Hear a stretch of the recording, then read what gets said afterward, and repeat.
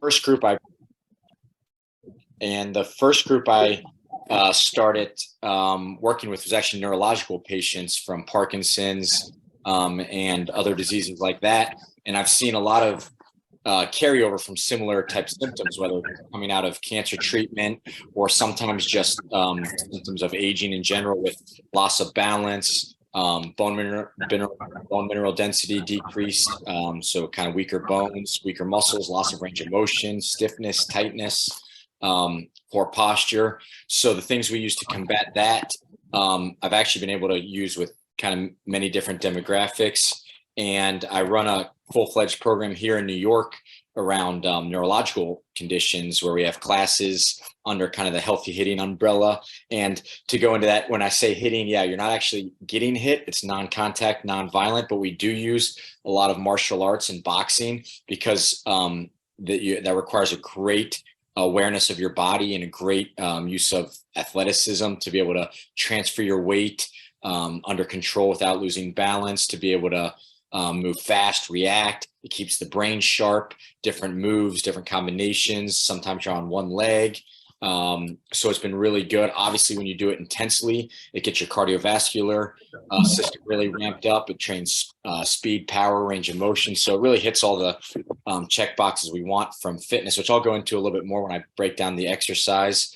So that's kind of the brand that I created. And recently, I've been working more and more with cancer patients and post-cancer treatment, and I've been learning a lot, shadowing physiotherapists, doctors, and so kind of expanding my brand into this demographic as well. So that's why I was interested in speaking and kind of saying what I've learned and what I do, and then also hearing feedback from you. And then coincidentally, then my dad is a cancer doctor, so I've obviously learned a lot from him, and we've been speaking a lot. So he's on here as well, Dr. Barrett, and appreciate you coming on. He's gonna say a few words after I go through a little bit of my spiel. So my plan today was to kind of go over the part that I'm kind of a nerd about and become obsessed with, is really breaking down what exercise is, what it does to the body, in just a real kind of general sense. And then kind of some of the different modes of exercise that are super important. And then kind of tied into how that's been directly beneficial for, cancer and lacking cancer recurrence and fighting the treatment symptoms. And then, I was thinking we'd have a little discussion on your all's experience and any Q&A. And then I was thinking to possibly, if interested, end with even a little demo if people want to get up and do a little bit of light movements, optional at the end. So we'll see how we are time-wise and interest level. But so that's kind of the roadmap that I was thinking today. So the first part that I always go over, and I think every human should learn this or have an understanding, and a lot of us do have a basic understanding of this. But it's kind of the adaptation principle, and it's really all exercises. So all exercises is it's a stress to your body. So if every human is at homeostasis at a resting level, all we do is we put a stress on your body, and your body will adapt to that if it's the appropriate stress. So there's three types of stress, or three levels of stress, or types of training. The stress, say, for example, I get down and do one push-up, then I probably didn't disrupt my homeostasis very much, and it's not going to cause an adaptation. If I go down and I do push-ups for the next 10 hours until I can't move my arms anymore, that's probably too much stress, and that's probably my body's going to use all its resources, all its calories just to fight back to its homeostasis, back to where it already was, and may not even get there. It may cause injury, may cause overuse. So that would be in the category of overtraining. So you have undertraining, overtraining, where the appropriate amount of training is you throw your body off homeostasis just enough that it can recover a little bit more, almost in order to prepare for the next stress that comes to the body. Some analogies that I like to use when I'm kind of describing this is the basic reason why humans exercise. A lot of people go to the gym, they don't actually even ever think about what's happening to their body or why they're in a training program. But I like to compare it to a good analogy is like your skin. If you're trying to get more tan and you go into the sun, so if you don't go into the sun at all, your skin will not adapt. It will not change at all. It will stay whatever genetic skin color, skin tone you're born with. If you go into the sun just a little bit, maybe 2 minutes, that's probably not enough stress on the skin. The sun being the stress here, that's probably not enough stress on the skin to cause it to actually disrupt and go below homeostasis first, because at first it's damaged and then it repairs, and your skin would come back more tan and better prepared for the sun the next day. And there's different levels of whether it's sun or exercise, of intensities, volume. So intensity example would be, you could go to the sun near the equator, in the Caribbean island. That's going to be more intense sun than in Canada. Or you could also play the volume game. You could say, oh, I'm going to be in the sun for 10 hours versus for 20 minutes. So these are all the variables that we manipulate in exercise. Back to my push-up example. Okay, you could do more push-ups, which would be more volume, or you could put weight on. And that's what lifting weights is. You increase the weights, increasing the intensity. So there's volume, intensity, and then the other major variable would be rest. So back to the skin toning example, it's like, okay, you go into the sun, then do you need 2 days before you go to the sun again? You need 4 days. So those are all the variables we play with. Those are changing variables. As you can imagine, somebody who hasn't been in the sun for 10 years, they need very little stress to throw them off homeostasis and to induce an adaptation. So you might need 5 minutes in the sun, and that's all you can handle, versus someone who's been building up and been in the sun more and more each day.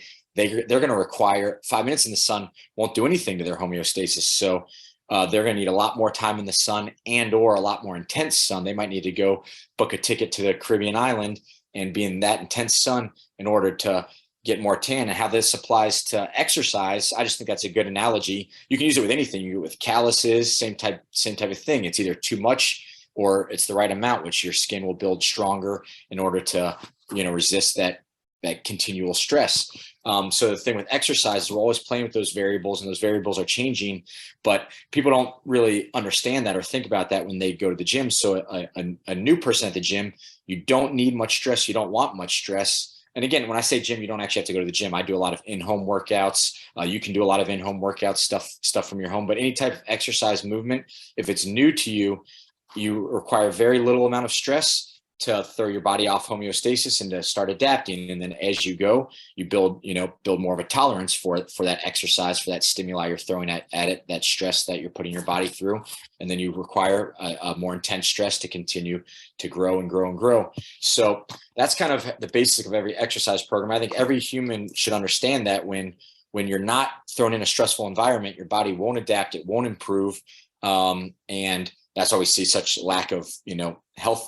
So many health issues these days when humans are allowed to, due to technology, allowed to sit all day and don't have to go walk to the well for their water. Don't have to walk at all. We have cars, we have Ubers. We can stay very inactive, which has created tons of problems from, obesity related risks to, high blood pressure, all types of issues, joint issues, posture problems. And so that's the first thing that I always like to kind of get a broad understanding of when it comes to exercise is what you're actually doing to the body, how it works, and why we do it. And then I break down the different types of stressors that we throw onto the body. So the two main ones with exercise, especially the two main ones that we focus on, are more cardiovascular or more strength and resistance training. So strength training would be anything where you're basically moving against a heavy resistance. So it could be push-ups, it could be lifting weights, it could be using resistance bands, anything where, and oftentimes that is gravity, especially in the weightlifting world. But if it's bands, it could be the band, it could be a machine,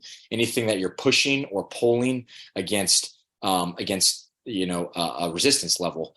And what that does is that breaks down that really focuses on multiple systems, this musculoskeletal system. And obviously we all know that makes the muscles stronger. Due to the example I just said, similar to your skin getting more tan, it's the same concept. Your muscles break down, they build back stronger each time. But what people don't realize, and what they don't often think about, is when that happens simultaneously, your tendons are also adapting to that stress. Your ligaments are also adapting.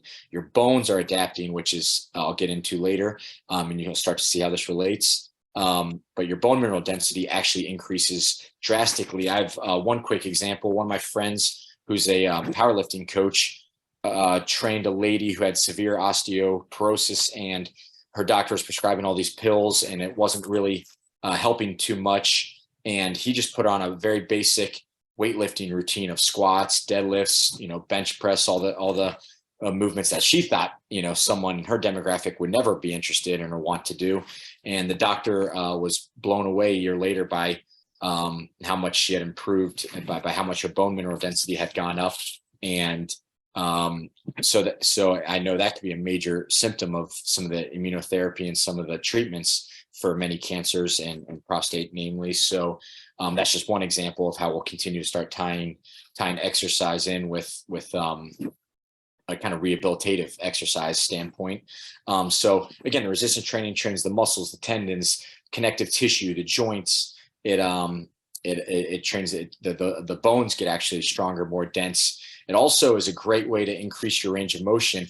Doing an exercise through a full range of doing a exercise under load, under full range of motion. If I do a bicep curl, the full entire range, that's been proven to be far more effective at increasing ranges of motion in human tissue, as opposed to static stretching or passive stretching, where we just sit there and kind of hold a stretch. I'm just making this up, but kind of holding a stretch out for 10 seconds or 30 seconds. I'm not saying there's not a time and place for that, but actively lifting and moving through an entire range of motion ensures that you're not only strong through or adequately strong through that full range of motion, but also actively increases your range of motion.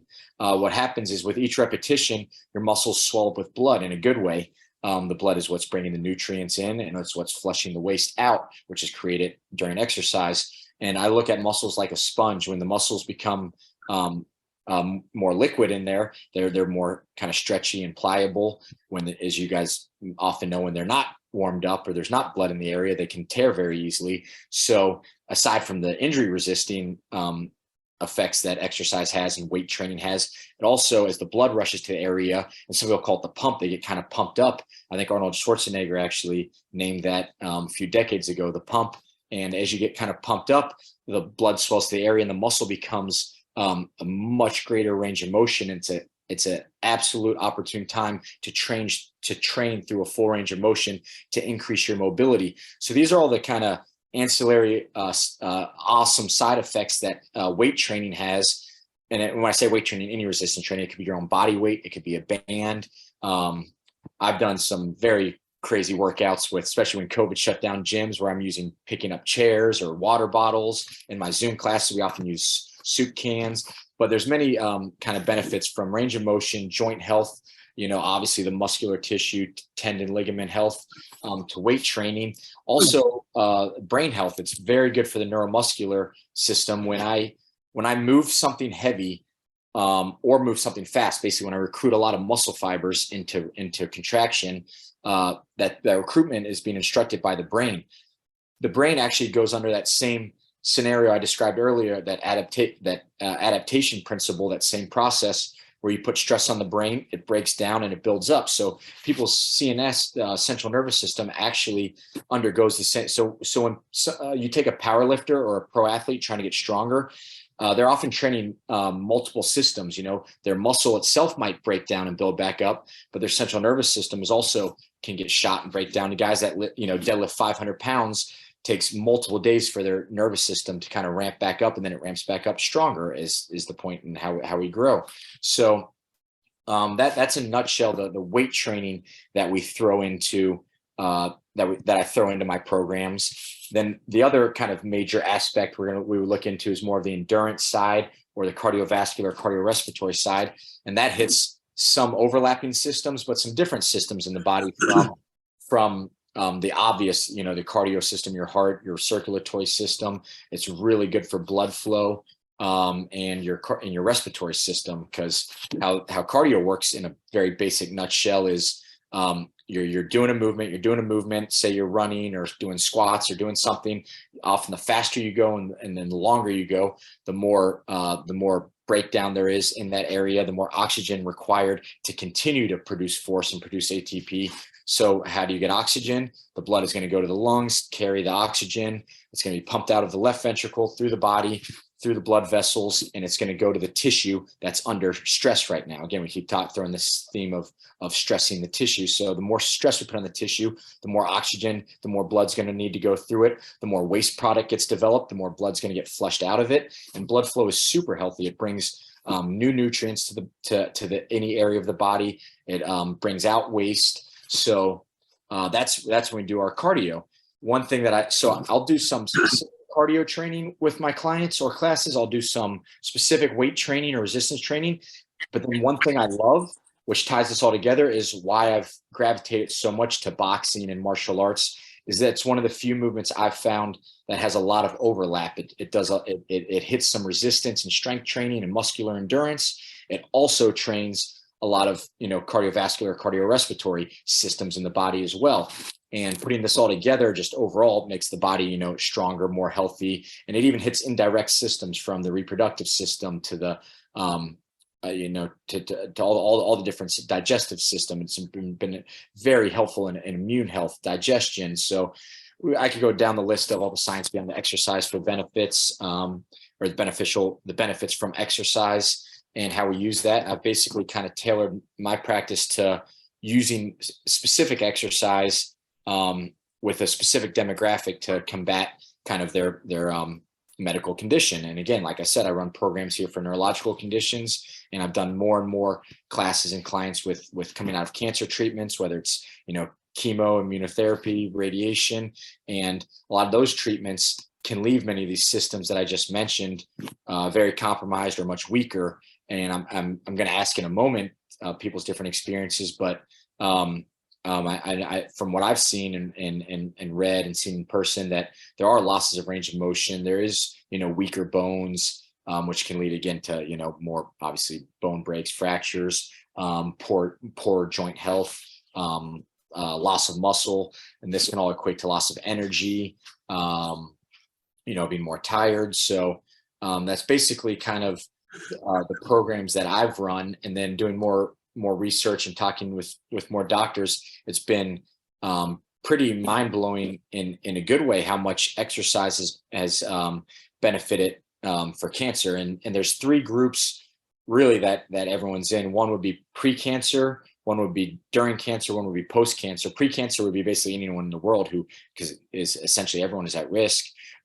During treatment, is obviously while you're in cancer, and then post-cancer is a group I've been working with the most, I would say. And what we've seen with that is it seems to be two major reasons to push and promote exercise to this group. One would be to fight the symptoms that the cancer itself may have caused and or the treatments may have caused. And then two would be, and this is being shown more and more and more literature, is that after cancer remission, it's actually been shown that exercise has been the number one indicator of non-reoccurring cancer. So that was pretty mind-blowing. And that was in, I think, the cancers, it was Dr. Jazzy showed me it was in one of the main cancer publications out there. So I'll try to get that, and I have some other articles that I can send out to the people in the group. We could exchange emails, or I can give my info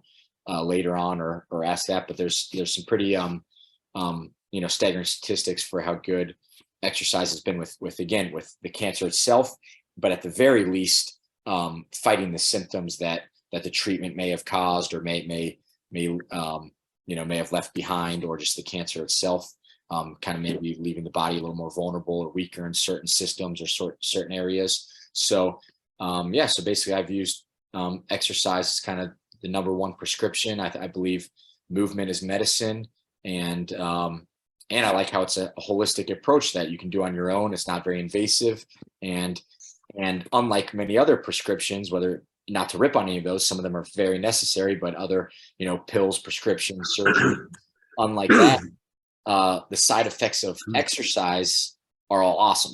They make you healthier weight. They might lose fat, gain muscle. So the side effects to using exercise as a prescription is I always think should be, the first attempt at fighting any type of condition or symptom you may be facing. So that's kind of the majority of my spiel on the importance of exercise, my experience with my clients and classes, the programs I run, and I may be biased, but I'm a huge believer in exercise to help combat many different diseases and issues. And I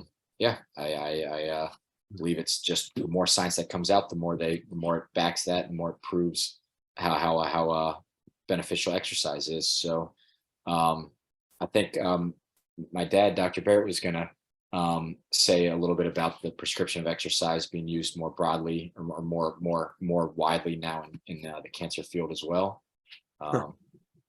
Sure, that was great, Luke. Very, very good description of the different forms of exercise and the importance, and I think it gives great context to the discussion. And as you all know, there is growing interest in exercise and cancer prevention, cancer recovery, and relative to cancer prevention, people have described obesity as being the new tobacco.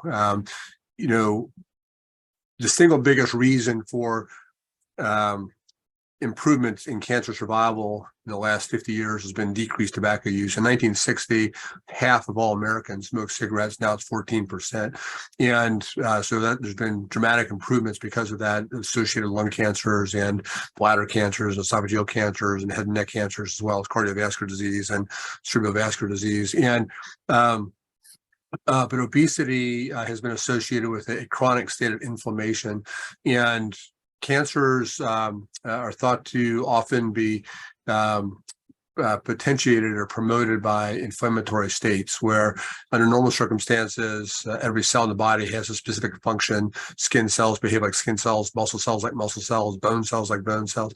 And there's chronic constant mutations that are going on that can lead to some cells becoming different from the cell from which it arose. And the vast majority of those lead to the cell just dying. But occasionally mutations happen where that new cell is hardier, if you will, from the surrounding cells from which it arose, and that cell becomes 2, and 2 divide and become 4, and 4 become 8 in the development of a cancer. And setting of chronic inflammation is thought to increase those mutations, and so statistically, just to increase the likelihood of cancer.